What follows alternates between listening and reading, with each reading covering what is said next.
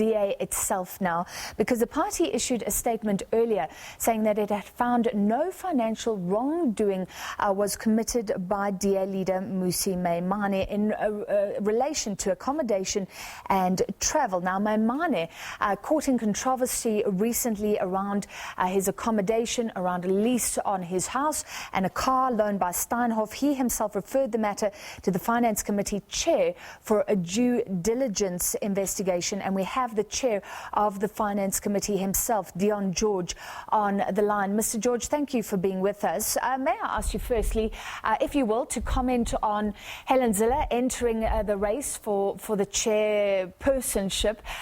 Do you think that could be divisive for the party? Well, I think the DA is a party for democracy, so any member can run for any position that they want to, and she's a member in good standing. No, I don't think it's divisive. I mean, the party always discusses very important matters internally and externally, and I mean, her entering the race, I don't think it really changes the dynamic that much, because we have been discussing a lot of very important matters of late, and Helen has a lot to add. So, I mean, I certainly think that everybody welcomes her participation in the race. Obviously, we have to have an election and someone will win it.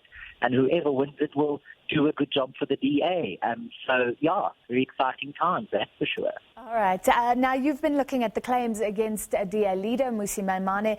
Let's start with your findings, because you did this investigation regarding the car. So we know that a car was loaned to the DA and it was used by Mmusi Maimane. There were claims that it was not returned even when the Steinhoff scandal broke. What are your findings? Yes, absolutely. The car was received from Steinhoff via Hertz, because that's where it was leased from. But Steinhoff did pay for it. They also paid for all the maintenance, etc.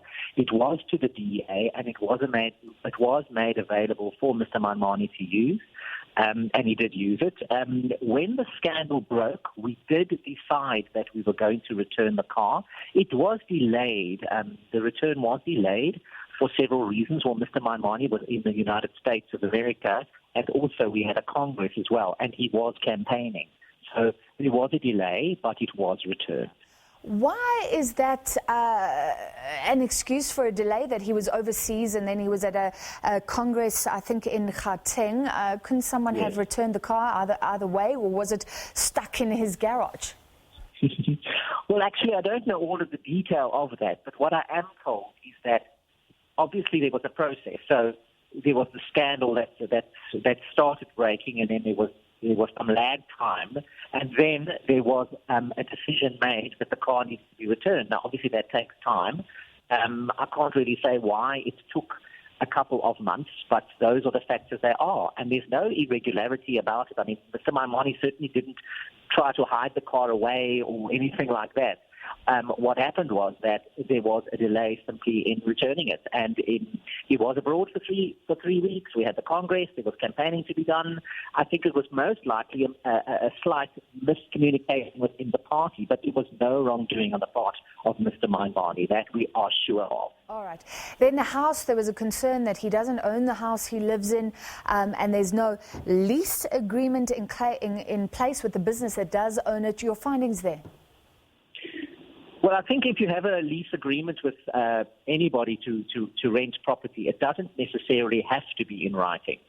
Mr. Maimane is renting the house. I have seen the financial transactions. I have seen the amount of monthly rental that is being paid to the company for the house. He's also making an additional payment for utility bills. So there's absolutely no doubt that there is a rental arrangement in place, and that Mr. Maimane is paying for the house. Did you ask him why there was no written lease agreement? I mean, surely you need to be careful as the leader of an opposition party. Knowing your finances could come under scrutiny.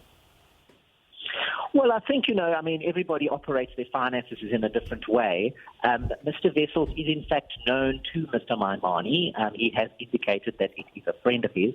And therefore, on that basis, they made an arrangement. I think if many people have arrangements, they rent property and then they say, well, I'm going to pay you X amount a month, and then they pay it. It's not always reduced to writing. I do agree with you absolutely that if you're going to safeguard yourself, then do put it in writing. And in fact, had Mr. Maimane done that, it would have been a little bit simpler because, then it would have been very easy to just throw the lease out and say, there you are. But it is a personal financial matter anyway, and having it ventilated in public, is not the most comfortable thing in the entire world. So I do think that, Mr. Maimane acted very prudently under the circumstances and said, come sit with me, let me show you all of the details. I have nothing to hide. And we did that, and there is in fact nothing to hide. It is in fact a rental agreement. He's paying it on a monthly basis. The fact that it's not reduced to writing, frankly, is neither here nor there. Mr. George, finally, I guess the concern with any political leaders is that they are accepting favours and may return those favours rather than looking at the good of the people they serve, that they won't be transparent and that they're accepting money possibly from dodgy people. Are you sure that all the declarations he had to make were in place and that there's nothing untoward here? Can you assure the South African public that?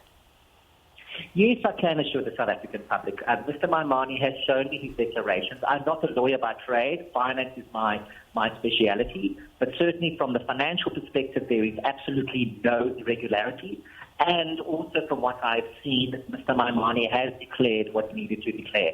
So there is, from the DA investigation that I have done, we are satisfied that there is no irregularity and that Mr. Maimane has not done anything wrong or irregular. All right, thank you very much, DA's Federal Finance Chairperson, Dion George.